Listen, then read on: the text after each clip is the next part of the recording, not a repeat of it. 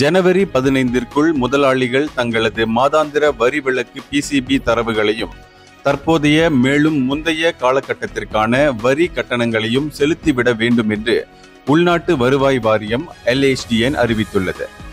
தற்போது மைடெக்ஸ் போர்ட்டலில் உள்ள இபிசிபி, இடாட்டா பிசிபி, இCP39 போன்ற தளங்களுக்கு பதிலாக புதிய தளமான இபிசிபி பிளஸ் அறிமுகப்படுத்தப்பட உள்ளதால் LHDN இந்த காலக்கெடுவை விதித்துள்ளது. 15 ஜனவரி முதல் தற்போதுள்ள பிசிபி தளங்களை பயன்படுத்த முடியாது எனவும் LHDN தெரிவித்துள்ளது.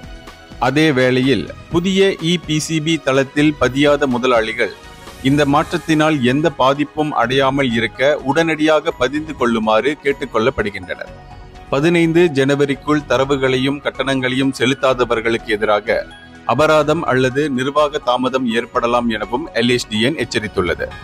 இந்த மாற்றமானது 2024ஆம் ஆண்டு செப்டம்பர் 24ஆம் தேதி தொடங்கி முதற்கட்டமாக முதலாளிகளின் பிரதிநிதிகள் மைடெக்ஸிலும் இபிசிபி பிளஸிலும் பதிவதற்கு அனுமதிக்கப்பட்டனர். தற்போது சீனாவில் பரவி வரும் HMPV வைரஸ் ஆபத்தானது அல்ல எனவும் இது புதிய நோய் தொற்று வைரஸ் அல்ல எனவும் உலக சுகாதார அமைப்பான WHO தெரிவித்துள்ளது. HMPV வைரஸ் ஒரு சுவாச தொற்று வைரஸ் என்றும் இது குளிர்காலங்களில் சீனாவில் பரவி வரும் சளி, RSV, COVID-19 போன்ற பொதுவான சுவாச தொற்று நோய்களில் ஒன்று என்றும் WHO தெரிவித்துள்ளது. அது மட்டுமின்றி தொடர்ந்து சீனாவின் நோய் கட்டுப்பாடு தடுப்பு அமைப்போடு தொடர்பில் உள்ளதாகவும் அது கூறியது. 2001ஆம் ஆண்டு முதல் முறையாக கண்டுபிடிக்கப்பட்ட இந்த HMPV வைரஸ் பலருக்கும் பரிச்சயம் இல்லாத பெயர் என்றும் WHO பேச்சாளர் மார்கரெட் ஹாரிஸ் கூறினார்.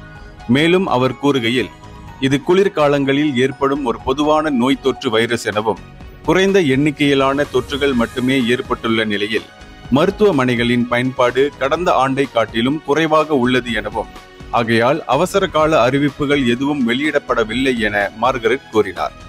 இதனிடையே இந்நோய் தொற்றானது குறைந்த தாக்கம் கொண்டது என்றும் கடந்த ஆண்டை காட்டிலும் குறைந்த தொற்றுகளே பதிவாகியுள்ளது என்றும் சீன வெளியுறவுத்துறை அமைச்சின் பேச்சாளர் கடந்த வாரம் தெரிவித்துள்ளார். HMPV வைரஸ் காய்ச்சல் போன்ற அறிகுறிகளை வெளிப்படுத்தும் அதே வேளையில் வயதானவர்களுக்கும் நோய் எதிர்ப்பு சக்தி குறைந்தவர்களுக்கும் நிமோனியாவையும் புரோங்கைட்டிஸ் போன்ற சுவாச கோளாறுகளையும் ஏற்படுத்தும் என்று தெரிவிக்கப்பட்டுள்ளது.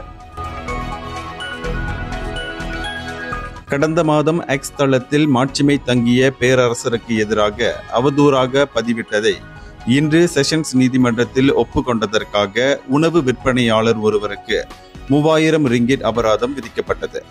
பேரரசருக்கு எதிராக அவதூறு பரப்பியதற்காக 56 வயதுடைய ஜைடி மட்சா எனும் அந்த ஆடவர் மீது 1948 நிந்தனை சட்டம் பிரிவு 41C கீழ் வழக்கு பதிவு செய்யப்பட்டது. நீதிபதி அசிலியா மொஹமட் அவ்வாடவருக்கு 3000 ரிங்கிட் அபராதமும் அவற்றை செலுத்த தவறினால் 6 மாத சிறை தண்டனையும் விதித்து தீர்ப்பளித்தார். முன்னதாக ஜைடி கடந்த வருடம் டிசம்பர் 29ஆம் தேதியன்று காலை 5:45 மணி அளவில் ஜொஹூர் தாமான் சுத்ராவில் உள்ள தனது வீட்டில் இக்குற்றத்தை புரிந்தார் என்பது குறிப்பிடத்தக்கது. வழக்கு விசாரணையின் போது பிராசிக்யூஷன் தரப்பில் ஜொஹூர் பிராசிக்யூஷன் இயக்குனர் அப்துல் கஃபார் அப்துல் லத்தீப் வழக்காடினார். மேலும் குற்றத்தை ஒப்புக்கொண்ட ஜைடி குற்றத்திற்கான 3000 ரிங்கிட் அபராதத்தை செலுத்தியுள்ளார். 2025ற்கான மலேசிய பொது பூப்பந்து போட்டியின் முதல் நாளான நேற்று அரேனா அக்ஸியாத்தாவின் கூரையில் நீர் கசிந்ததை தொடர்ந்து மலேசிய ஸ்டேடியம் கார்ப்பரேஷன் PSMஇன் 10 அதிகாரிகளும் மறுசீரமைப்பு குத்தகையாளர்களும் இப்பூப்பந்து போட்டி முடியும் வரையில் மீண்டும் இது போன்ற சம்பவங்கள் நிகழாமல் இருக்க முழு கவனத்துடன் இருக்கும்படி பணியமர்த்தப்பட்டுள்ளனர். PSM வெளியிட்ட அறிக்கையில் பிரச்சினைக்குரிய பகுதி கண்டறியப்பட்டு அதனை சரி செய்ய பொதுப்பணித்துறையும் குத்தகையாளர்களும் ஒன்றிணைந்து பணி செய்து வருவதாக தெரிவித்துள்ளது. போட்டியின் தொடக்க ஆட்டத்தின் போது கூரையிலிருந்து நீர் கசிந்ததற்காக PSM ஏற்பாட்டாளர்களிடமும் பூப்பந்து ரசிகர்களிடமும் மன்னிப்பு கேட்டுக்கொண்டது. போட்டி ஏற்பாட்டாளர்கள் நீர் கசிவினால் ஈரம் ஏற்பட்ட பகுதிகளை துணியால் மூடினர்.